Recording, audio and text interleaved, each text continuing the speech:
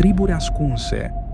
Există locuri pe pământ unde timpul pare să nu fi trecut, iar oamenii trăiesc după legi pe care noi nici nu le putem înțelege. Triburi ascunse păstrează tradiții și obiceiuri care sfidează logica. Secrete interzise, ritualuri uitate și mistere care au rămas necercetate pulsează în aceste comunități. Vom pătrunde în 3 capitole în lumea oamenilor pe care nu i-ai văzut niciodată, în secretele și ritualurile lor interzise și în ceea ce civilizația a lăsat ascuns. Capitolul 1. Oameni pe care nu i-ai văzut niciodată. Există comunități care trăiesc complet separate de lumea modernă.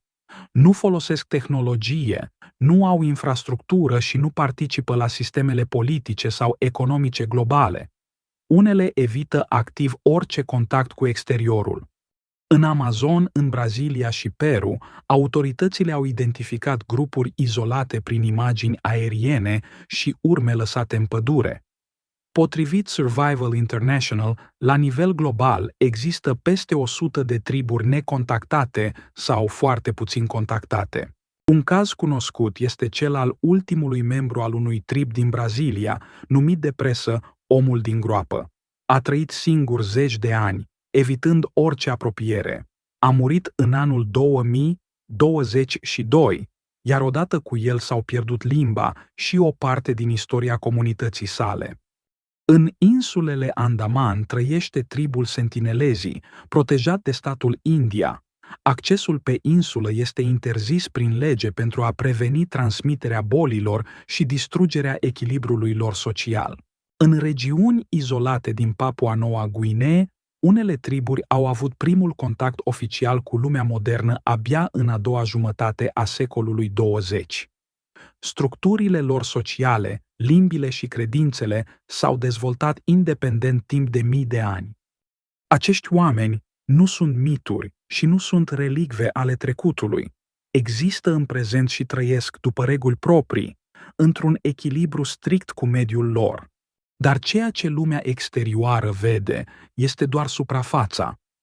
Adevărata lor identitate nu stă în izolarea geografică, ci în regulile și ceremoniile care le definesc existența. În capitolul următor, intrăm exact în această zonă, secretele și ritualurile considerate interzise. Capitolul 2. Secrete și ritualuri interzise. În interiorul acestor comunități, ritualurile nu sunt simple tradiții. Sunt reguli care stabilesc identitatea, ordinea și apartenența la grup.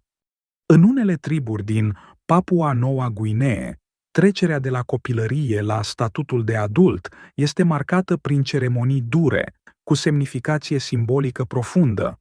Antropologi din secolul 20 au documentat astfel de practici și au explicat rolul lor social clar în menținerea structurii comunității. În anumite zone din Amazon, în Brazilia și Peru, plante cu efect psihoactiv sunt folosite în ceremonii spirituale conduse de lideri tradiționali. Aceste practici au rol religios și comunitar, nu recreativ. Tribul sentinelezii rămâne aproape complet necunoscut. Statul India menține interdicția de acces pentru a proteja comunitatea. Ritualurile lor nu sunt documentate public tocmai din cauza lipsei contactului. Pentru lumea modernă, aceste practici pot părea extreme. Pentru membrii acestor comunități, ele sunt lege și identitate. Vom vedea în capitolul 3 ce a păstrat civilizația ascuns și ce a rămas dincolo de istoria oficială. Capitolul 3. Ce a păstrat civilizația ascuns.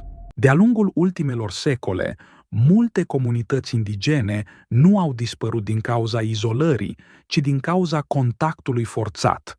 Colonizarea, bolile aduse din exterior și exploatarea resurselor au distrus populații întregi înainte ca limbile și tradițiile lor să fie înregistrate complet. În Amazon, în Brazilia, extinderea exploatărilor forestiere și miniere a afectat teritorii locuite de triburi izolate. Organizații precum Survival International avertizează că unele comunități au dispărut fără ca istoria lor să fie documentată. În Australia, Populațiile aborigene au trecut prin politici oficiale de asimilare în secolul 20. Copiii au fost separați de familii, iar tradițiile au fost interzise sau descurajate. O parte din cultură s-a pierdut, iar ceea ce a rămas a fost adesea reinterpretat prin filtrul autorităților coloniale. Chiar și atunci când triburile au fost studiate, cercetarea a fost selectivă. Antropologii occidentali au decis ce este relevant și ce nu, ce merită publicat și ce rămâne în arhive. Astfel, imaginea pe care o avem astăzi poate fi incompletă. Unele culturi au supraviețuit prin izolare strictă, altele au dispărut fără să lase urme clare. Concluzie: între protecție și intervenție. Am pornit de la oameni pe care aproape nimeni nu i-a văzut, comunități reale care trăiesc izolate în Brazilia, India sau Papua Noua Guinee. Am intrat apoi în zona ritualurilor și regulilor lor, practici care pentru ei sunt lege, iar pentru noi par greu de înțeles. Iar în final, am văzut cum, de multe ori, civilizația modernă a decis ce păstrează din aceste culturi și ce lasă să dispară. Triburile ascunse nu înseamnă doar mister, înseamnă fragilitate, identitate și limitele intervenției noastre. Întrebarea este directă. După tot ce ai aflat, crezi că aceste comunități ar trebui studiate mai mult sau protejate prin izolare totală? Ce poveste ați dori să descoperim data viitoare? Dați like, abonați-vă și spuneți-le și prietenilor despre Povești cu Secrete.